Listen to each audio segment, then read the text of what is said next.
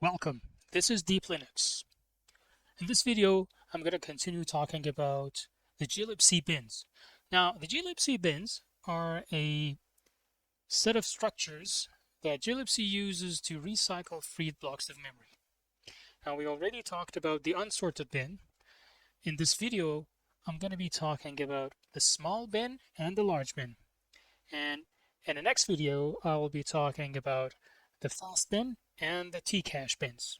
First things first, the way the bins are numbered in glibc is a little bit weird. Bin 0 is not used, so it's invalid to have a bin 0. Bin number 1 is the unsorted bin. And then bin number 2 up to bin number 63, which gives us 62 bins, will be the small bin. And then from 64 up to 126, which is 63 bins, will consist the set of large bins. Unsorted bins is basically everything that goes here, has different sizes and whatnot.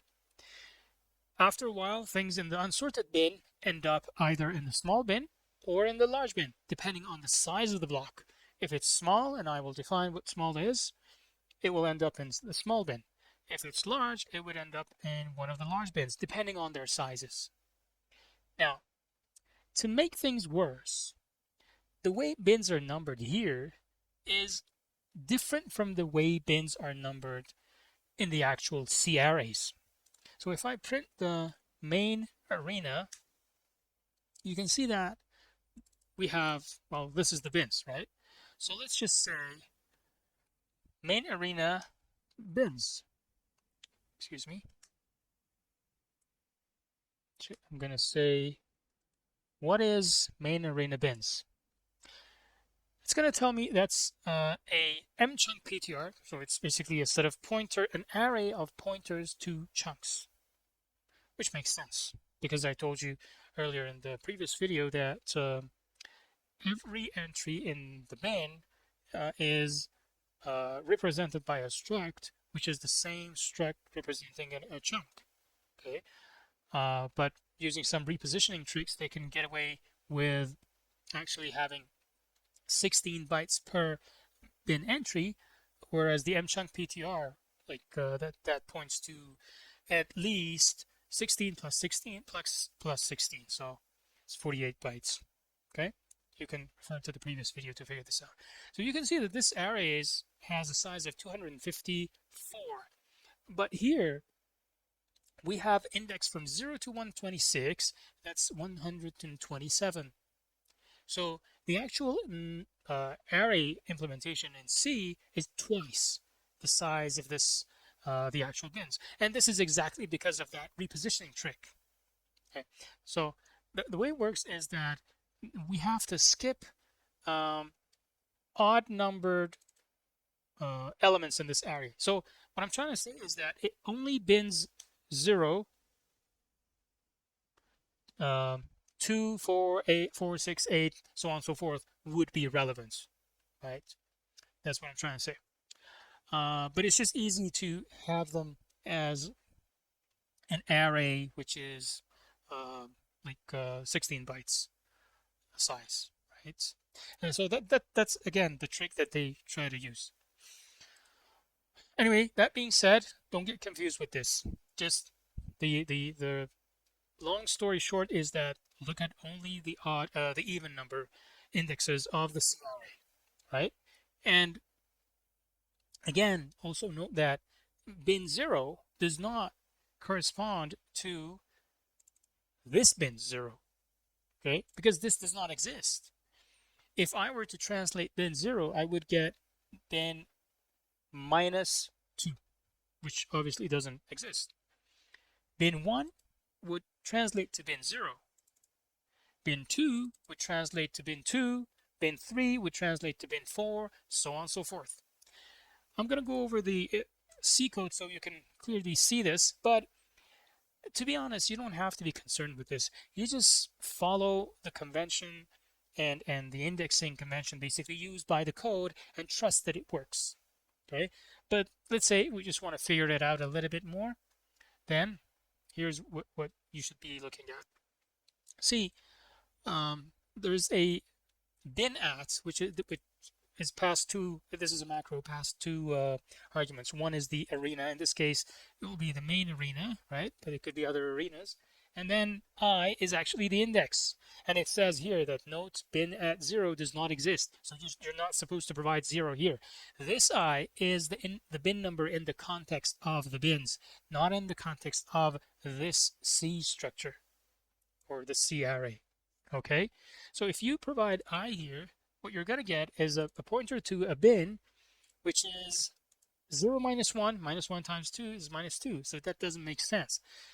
If you want to get, if you want, like, bin at m and 1 would be the unsorted bin. So no zeros here, just 1. If you provide 1 here, it's going to translate to bin 0. And you can obviously see that, right? That's what I mean. So this is the logic applied.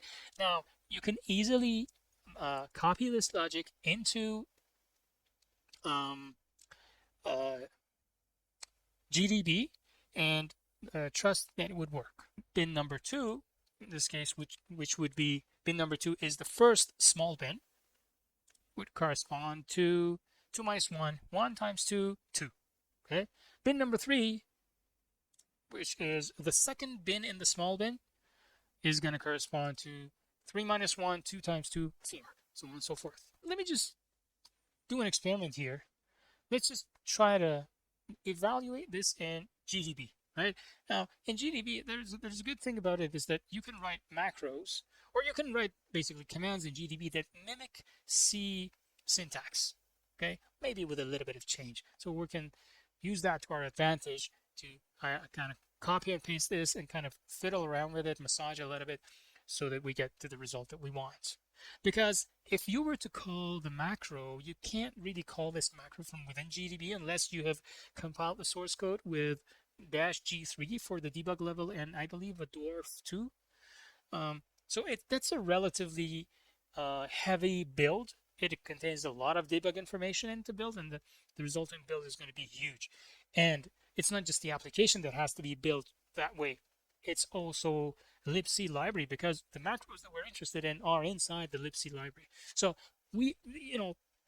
practically that's never going to happen. So you're not going to be able to actually call this from within GDB. What you have to do is to rewrite this for yourself. And that's what I'm just going to do. Okay, so I've just recreated this as a macro. So I would just go and say define bin at, and then enter, and then enter all of these, and then at the end I would type in end, right? So I'm going to get that, right? So I created this, which is basically mimicking what I have here. Let me just swipe this to the side, to the left here. Bin at, and then I actually always assumed that we're interested in the main arena for now, but this is char star bins. Arg0 would be here, argument 0 is the I, and -1, so on and so forth, and then minus offset of struct malloc chunk FD.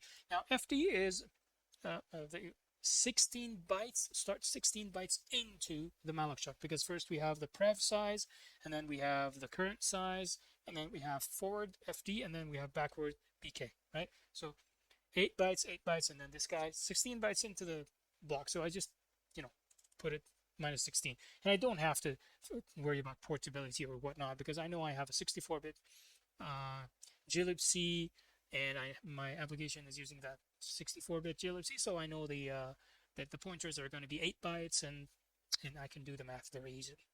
So what if I say bin at 1? This is going to be my unsorted bin. Okay, so this unsorted bin starts here, right? This is the part where I say print $B, starts the address, which is here, and then I've dumped 64 bytes after that point.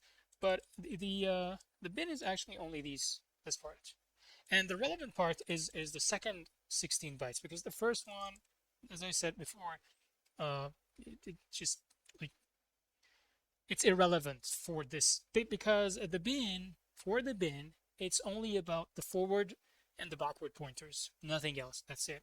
So this is going to be the size, and this is going to be the forward backward pointer. So whenever you get like although this is the bin, where the bin, this is the beginning of the bin, but I'm only interested in the, in not the first word, not the second, but the third and the fourth, right? That's what I'm interested in. Because if you look at this guy, there's a type def, malloc chunk, and bin ptr, right?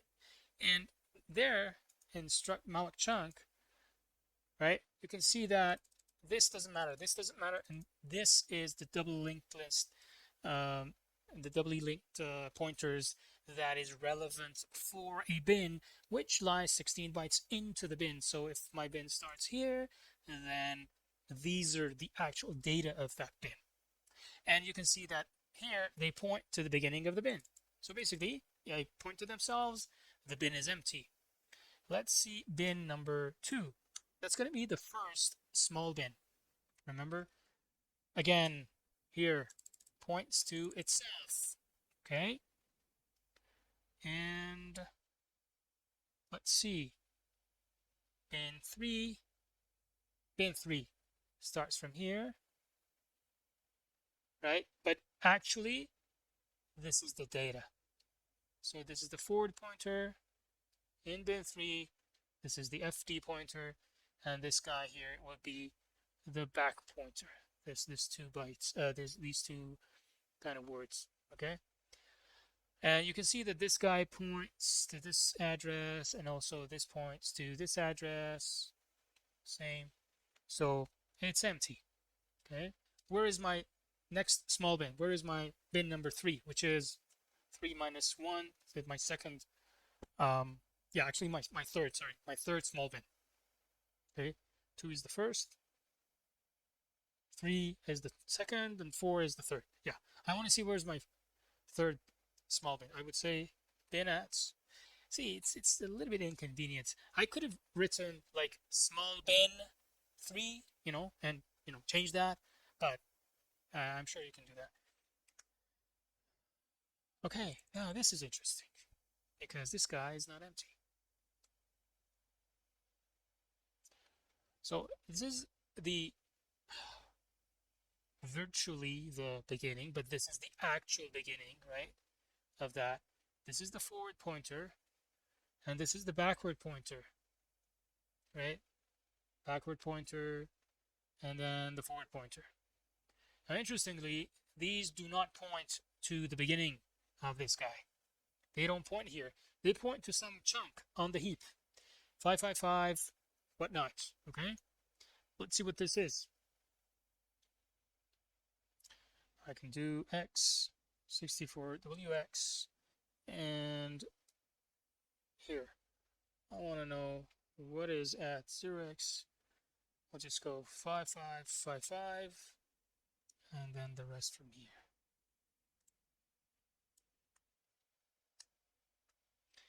And let's clear that. Okay, so this is actually a free block. Why is it a free block? It's a block of size 40, which is 64 bytes. And actually what I can do is I can say, show me the M chunk PTR, right? But I want to know the contents of this guy. Sorry. Print. I want to print this. It's a chunk with pref size 0, size of 65, pref in use, forward pointer this, backward pointer that, which points to the same place. And if you remember, this is bin 4, which is in the small bin area. And there you go.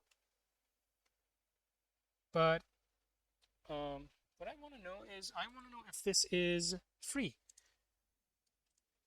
I have a macro here. I'm going to write a macro to figure out if this is free. So I'm just going to say define is free, and then I hope I can just copy and paste everything right into it. Hopefully. And then I'll do end. Okay, so I'm just going to say is free this guy. Well, actually, this points to the beginning, like the beginning of the chunk, like the metadata. The is free written here. The way it's written is that the way it's written is that it has to be past the actual pointer, which is going to be this one. So I'm just going to say is free this one, and it says it is freed. It is freed. So this is a free chunk. I know. I mean, we could have done the math. 4. Go ahead by 4, which is going to end up 1, 4, 0. Actually, 10, 20, 30, 40. This is the beginning of the next chunk, and the prev bit here is 0, meaning that the previous guy is free. Okay, so you can see that this block here is, okay, so this is my bin at 4, so this is my small bin number.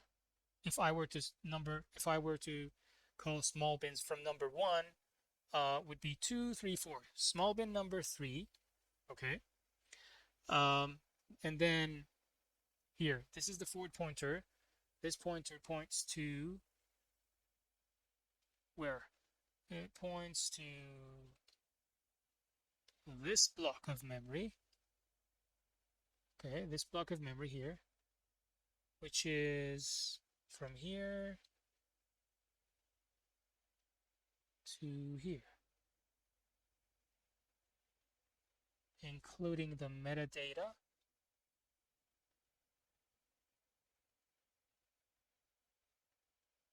That's this block. So this guy is pointing here. It's pointing here. Okay. Now, the back pointer is also pointing to this block. And then this here, which is free, is going to be, again, because this guy also has a forward and backward pointer. It's a doubly linked list. So the forward pointer here is C10. C10 goes here, right? So this guy is pointing here. And then this guy is also pointing here. So what this is saying is that if this is my bin head, sorry, I'm really sloppy with this. This is my bin head. The bin head is pointing to this block, okay? So my bin number 3 head pointer, small bin number 3 head pointer, and this is my block of, actually here in this case, this is 64 bytes. 4 bytes. The forward pointer is pointing here. The backward pointer is pointing here. But this guy's backward pointer is also pointing here. And this guy's forward pointer is also pointing here. So this is how this whole thing is looking like. Okay. Now, bin number 3 contains this size, right? Okay. So now let's look a little bit at the bins and what sizes of blocks they hold. So small bin. Now this diagram here, this diagram is for it. So the sizes that they have, so small bins contain blocks of the exact same size. And the sizes depend on whether the system is the library and the application are 32-bit or 64. Now these are for 32-bit. My system is 64-bit, so it starts from the minimum size chunk possible in a 64-bit application, 64-bit glibc, which is going to be 32 bytes. The reason that's 32 bytes because just look at the structure of a block.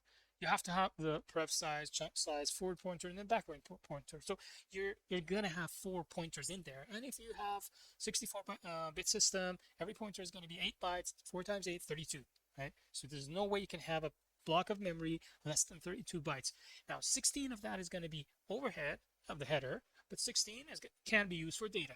Now you may have only allocated 1 or 2 bytes, but you're gonna get the whole 32 anyways, out of which 16 out of which you can use for the data. Anyways, so It's going to start off with 32, and then it's going to go up in increments of 16 bytes because the malloc will bump up the sizes in terms of the alignment that it uses. And in 64-bit systems, the alignment is 16 bytes. In 32-bit systems, the alignment is 8 bytes. Now, there are some exceptional cases and exceptional configurations, but this is usually the general way things are configured.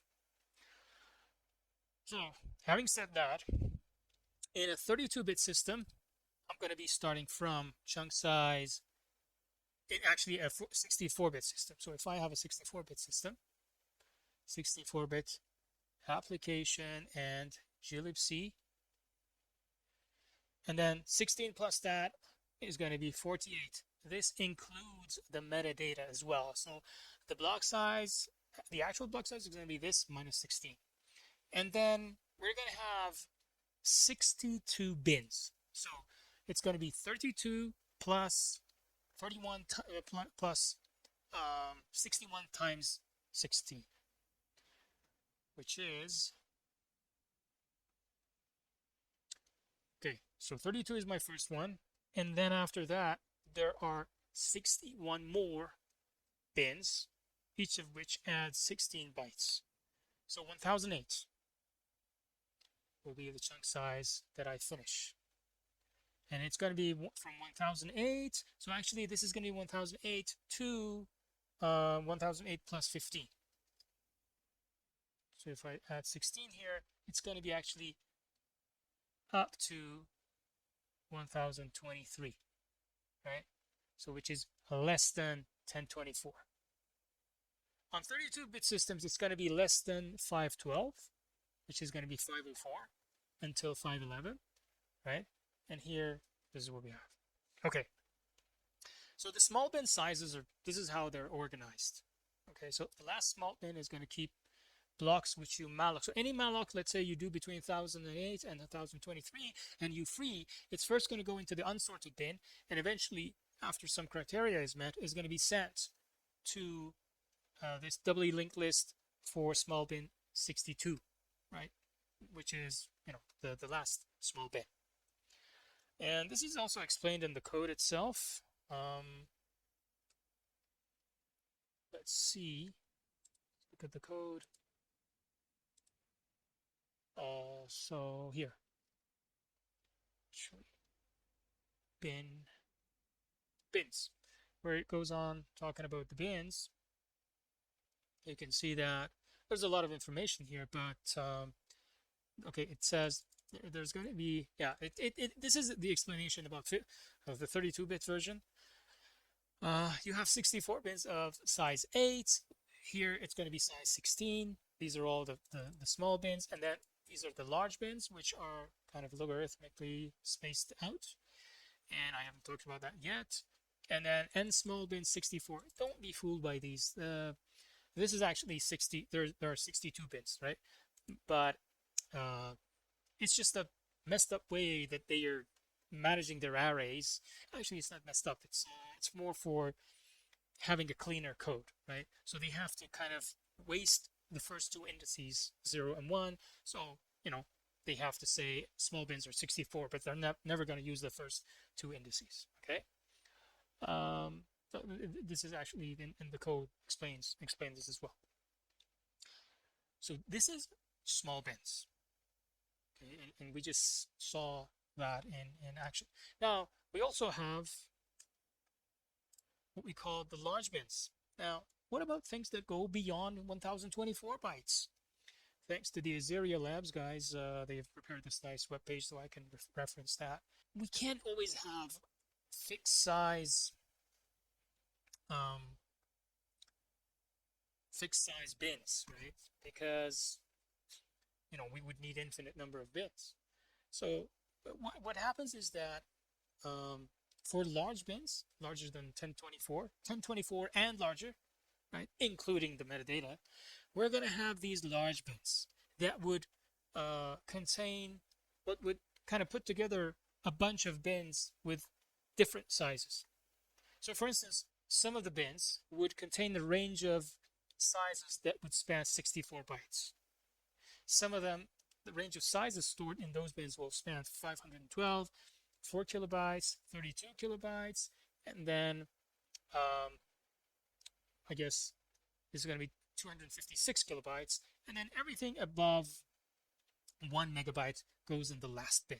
So the last bin is just one bin that stores everything 1 megabytes and more. And going back, there would be 2 bins storing everything within the range of 256 kilobytes. 4 bins that each of which would span 32K bytes, and then 8 bins, 4K, 16 bins. And if you can, these are kind of logarithmically spaced. And as I move towards smaller bins, we have more because generally dynamic memory, when it's allocated, applications tend to allocate dynamic memory more on the smaller sizes as opposed to larger sizes.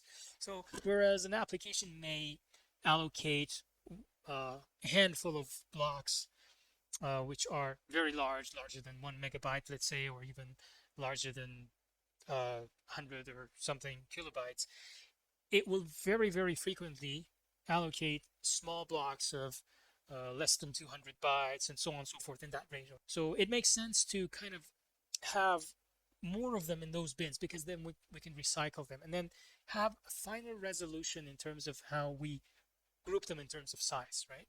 And referencing that to the code, you can see that it says 32 bins of size 64 and 16 bins of size 512, 8 bins of size this and whatnot, right?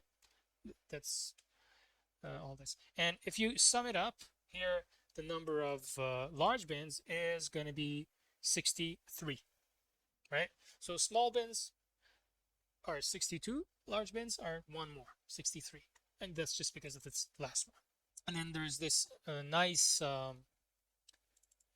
macro that you can use to find the index of, let's say you want to know, you want to give it the size of the block, and you want to know in which large bin it ends up, right? You're doing some troubleshooting, and you want to know this, and you just can't figure out how to do it. Doesn't matter. Just go to the code. Pretty much have to copy and paste this here, and just maybe massage it a little bit to bring it into GDB likable syntax, and then run it. That's it. And I'm just going to give this a shot, okay? What I'm going to do is now I'm going to say define this guy. Yep, redefine it. Now I'm going to say set $sz equals to the arg0, and then put this here, index, and then say print $idx. That's going to be the index of the large bin. And then I'm going to say end, and hopefully if I say large bin index, okay, I know this, let's say, okay, size 124, 64, we knew it, right? Because, why? There you go. Why? Look here, small bin, and then bin 64 is actually the first large bin. And we know already that the large bin starts from 1024 bytes plus. Okay, so now let's go a little bit deeper. The spacing is 64 bytes, and we have 32 of these bins. So if I go 64 bytes ahead, I'm going to go to the next bin, right? So, sorry, if I say add 64 to this, it's going to be 88. 65, next bin, right? Okay, what if it's 1 megabytes? Now, this is not going to be the last bin. It's going to be, actually, this is 126. Yeah, so makes sense, actually. Yep, this is the last bin. What if I say 2? Again, this is the last bin. So that's how it works. Okay, because the last bin is everything remaining. Yeah, so you see, it's kind of it's easy, right? You don't have to do the math yourself. As long as this is the code, you have the code, you trust the code, you just copy and paste it, massage it into like a create a GDB macro, and use that to do your debugging, help you in your debugging. Okay. I have a block of memory. Okay. It turns out that it's corrupted. I want to know which bin it may have corrupted. Okay, what's the block of memory size? This guy. Let's say 1088. Okay, large bin index 65. Okay, large bin index 65 means that I have to look into p print main arena bins, and I know that basically 65 is the large bin. So, um, uh, to translate this, I'm gonna start from bin 1. So this is actually 65 minus 1, 64 times 2. Okay, times 2. Um, I just have the script for that. Bin at, right, 65. There it is. This is my, yeah. So that was very nice. Here it is. Oh, which bin is it? This bin, right? This is the forward pointer. This is the backward pointer. They point to themselves, so it's empty, right? This is all how this whole thing works. Okay. So we also explained to you large bins. Now small bins. Now one last thing I'm going to show you is a very interesting function in C, in glibc. It's called the malloc info. Now this malloc info either can be called like this or just malloc info, which is basically a weak alias of this actual underline malloc info. It's provided options and then a file descriptor, or sorry, a file pointer. And what it does is, for now, the option has to be 0. But later on, maybe they thought originally that they want to extend it to different kind of options. So you actually query the heap to dump a bunch of information about itself. The only option right now is to pass it an option of 0, and then if you pass it a file descriptor, it's going to fill that file with a textual format of the information regarding the heap. And the information it provides is basically here, but instead of going through this code, let's just try it out. I've already created a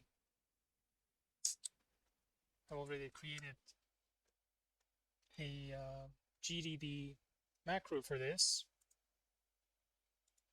one, malloc info, which is going to actually set open this. I'm just opening this file, and then call malloc info with 0, and then the pointer to the file, and then close it, right? I'm just going to go see inside that file. Okay, so what I'm going to do right now is I'm going to run a heap benchmark that's provided with glibc code. I built it previously. I don't want to go through those steps. I'm just going to run it here. I'm running it with fast bins and tcache disabled. I'm just going to run one thread. Okay, so I'm just going to run benchmark malloc with one thread. That's it.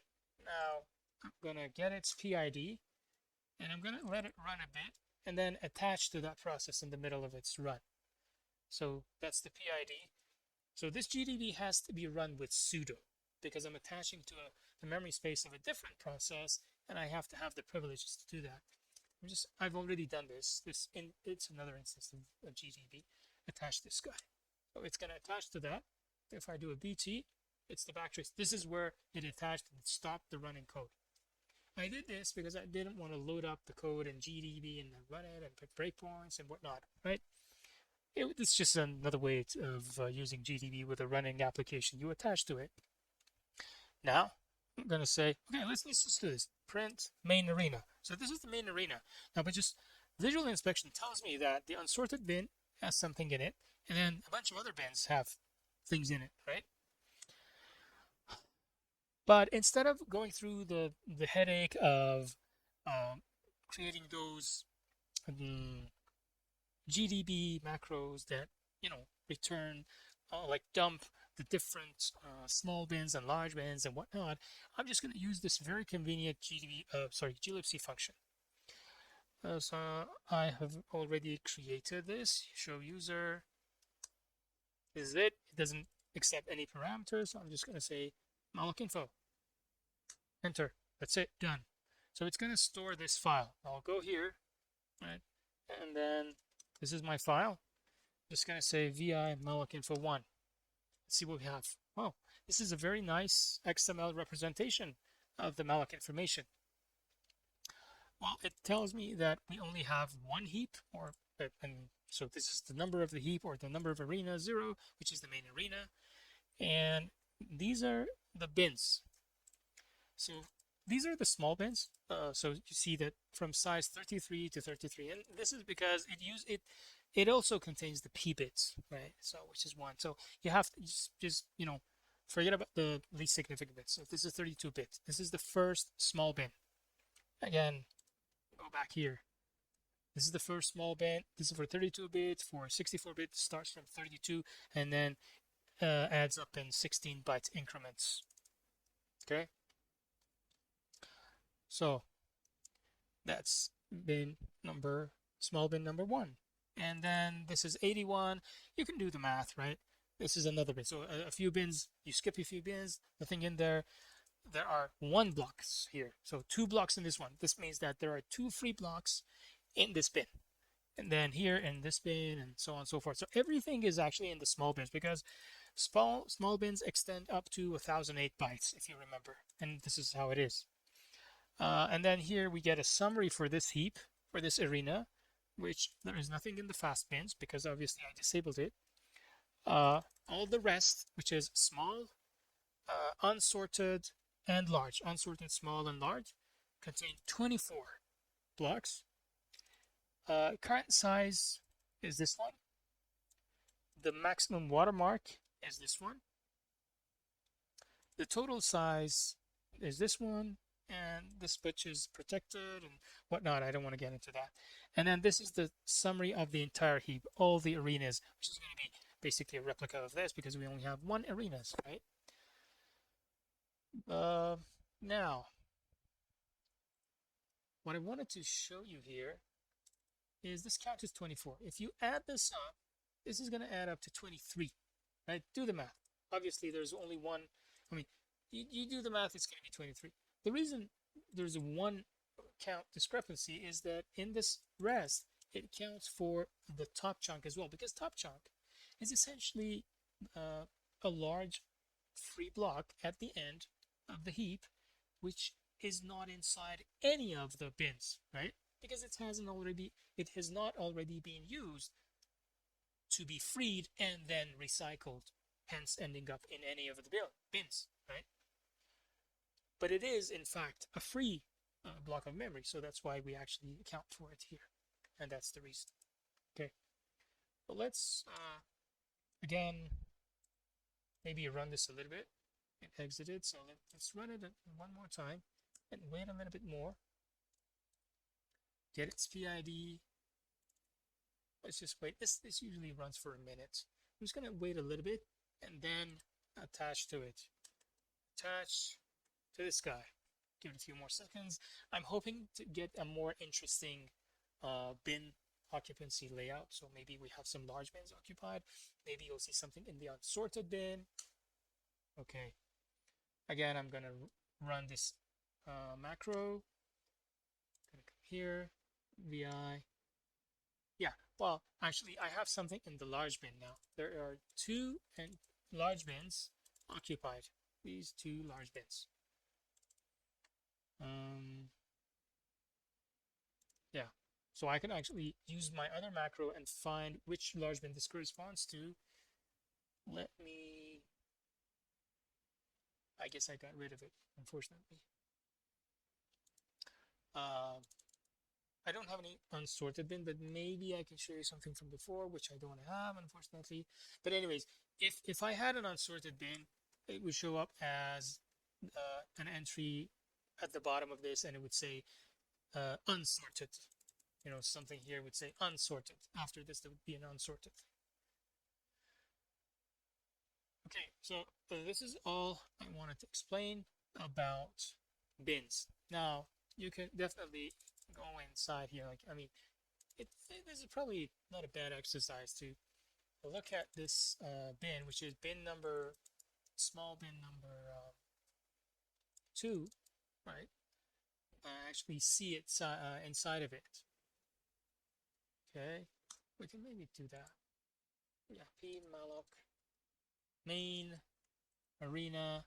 So that's the second small bin. So bins 0 is unsorted, then 2 is the first, and then 4 is the third. That's what I want. Okay, this one. So what I want to do is I want to print the M bin PTR of this guy. The forward pointer and the backward pointer. You see the forward pointer and the backward pointer are different.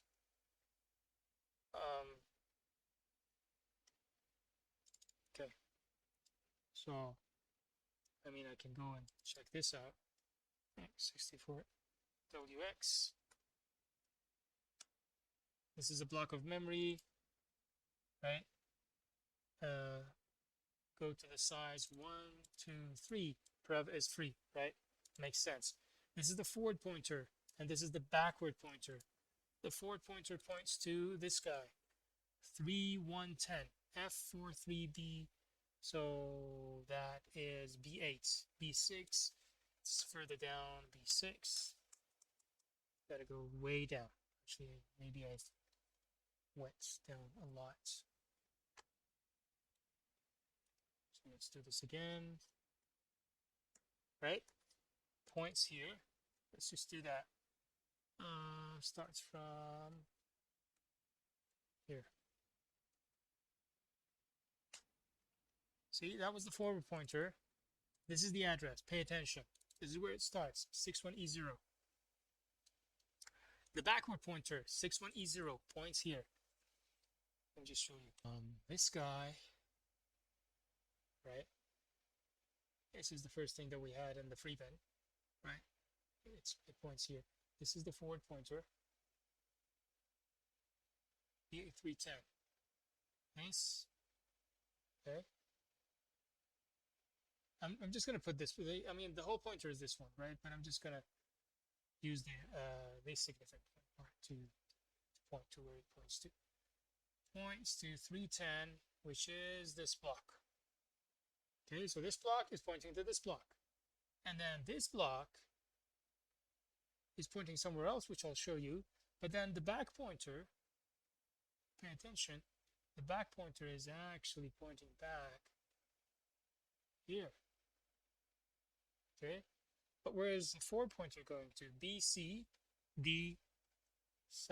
Okay, so F43 BC D70.